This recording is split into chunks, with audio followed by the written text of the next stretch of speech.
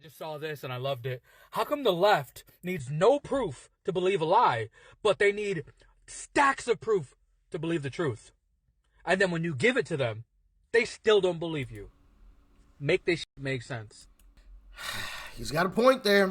He's got a great point. It doesn't make sense at all because us folks on the right side of the political aisle, we have been saying a lot of this stuff that now some Democrats are saying out loud, and we'll get into that here today in this video because what we're seeing is a party kind of split, right? You have some Democrats that are coming out and admitting, yeah, Republicans were right?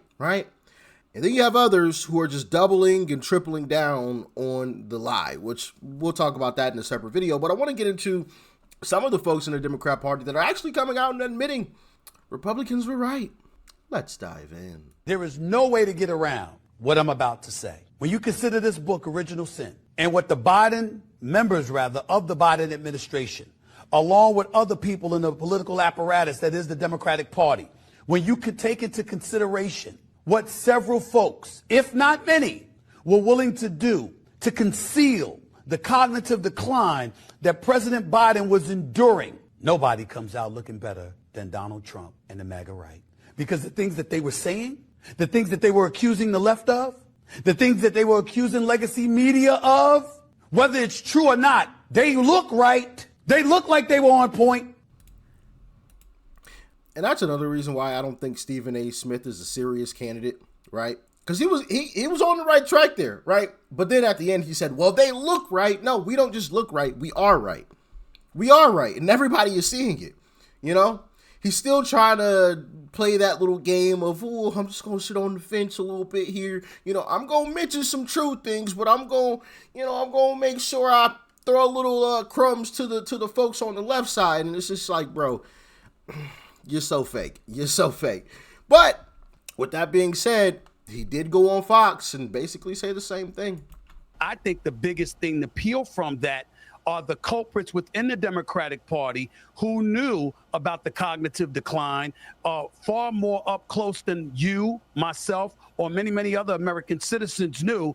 And they were not only complicit, but were willing to circumvent the Constitution of the United States. They were willing to shove aside the wishes of American voters.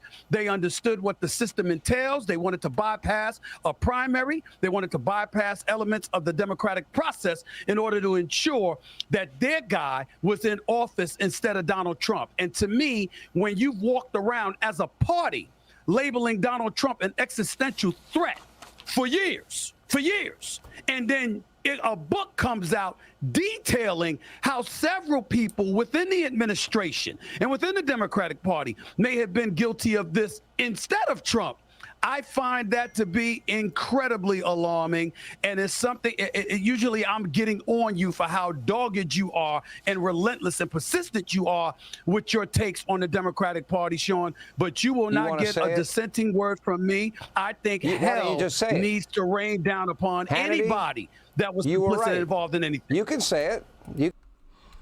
He thinks hell needs to rain down on anybody that was involved in that. And you know, I find this interesting, and I wanted to talk about it because what we've seen from the Democrat Party thus far.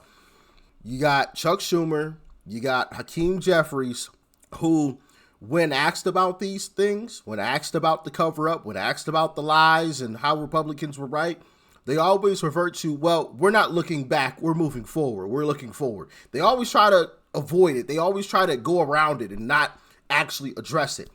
But when you have people in the Democrat Party that are going around everywhere from show to show talking about it, eventually the whole we're looking forward, we're not looking backwards, that answer ain't going to work, even in your own party.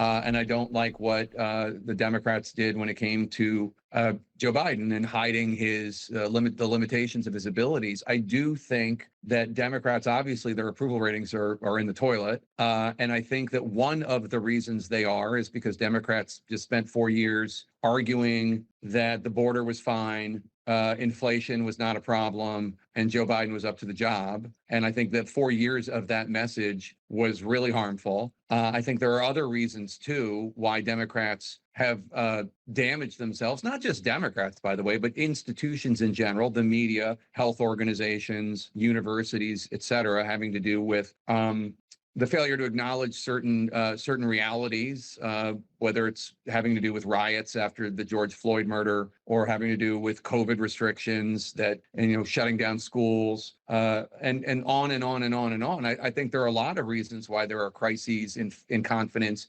in the news media, in Democratic Party, in institutions. So obviously you still have your Jake Tapper media run. Obviously, I think he's just trying to sell his book, but that doesn't help quiet the noise, right? Well, you got Jake Tapper going on his book run. You got people like Stephen A. Smith still, making his rounds talking about it, amongst other folks that we've talked about as well in the past.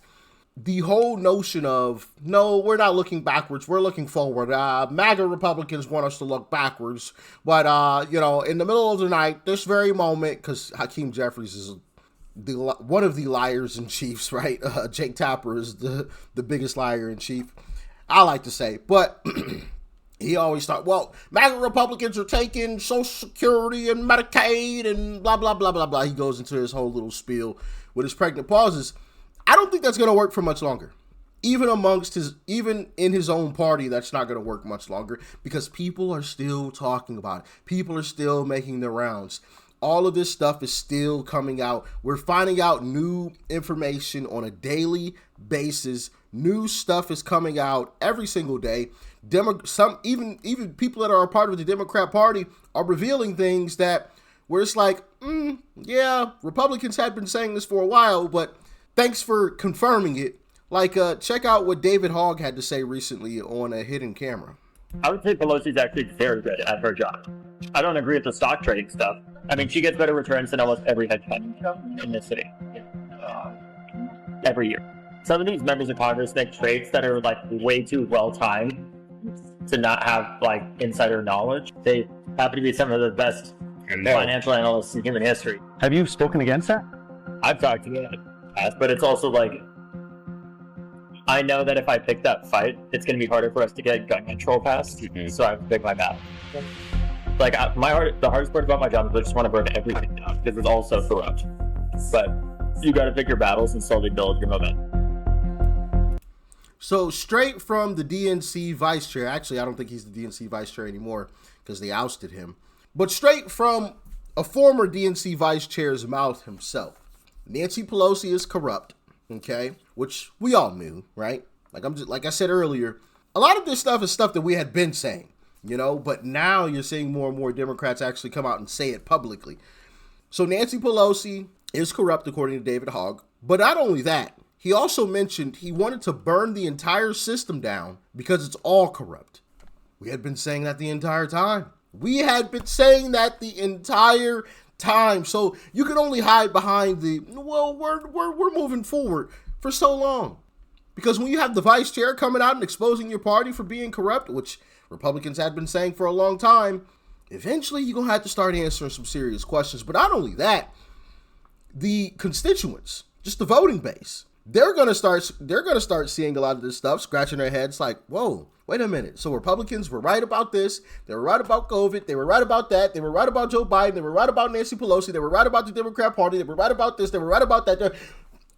Are Republicans ever wrong? You see what I'm saying? And it creates a snowball effect. Like this could turn into a situation that we've never seen before. A situation where Democrats may not win an election, I don't know, for the next 40 years. And I know that may sound dramatic, that may sound over the top, but listen, when you got this type of snowball effect, when you got a party like the Republican Party now that has former Democrats, actually a former Democrat leading the party, right? And obviously you still have your traditional conservatives that are still in the party as well. And we're kicking out the rhinos while still bringing in more Democrats joining the party. That doesn't end well. And on top of that, we could talk about the Electoral College. On top of that, we could talk about the lack of talent on the Democrat side, right? Who the hell is going to lead that party? AOC? Okay. Jasmine Crockett? Great. Send her on out. That's amazing. I would love to see Jasmine Crockett be the leader of the Democrat Party. Easy W. Easy win. Okay? But then, even once the party does really come to the realization that they can't keep going further and further left, there's going to be a huge segment of their party that's still going to want to stay far left. And so now, yeah, you have a Democrat Party that's closer to the center, but you don't have enough voters because a large segment of your party branched off because they wanted to stay far left while you came closer to the center. So you're still not winning elections. You see what I'm like? I think it's just about to get real ugly for the Democrat Party, and we may see something that is a once in a lifetime situation and circumstance. But I don't know. Y'all let me know what you think, man. You think I'm right? You think I'm wrong? Why? Why not? Talk to me. Thanks for tuning in as always. Peace and love. I'm out.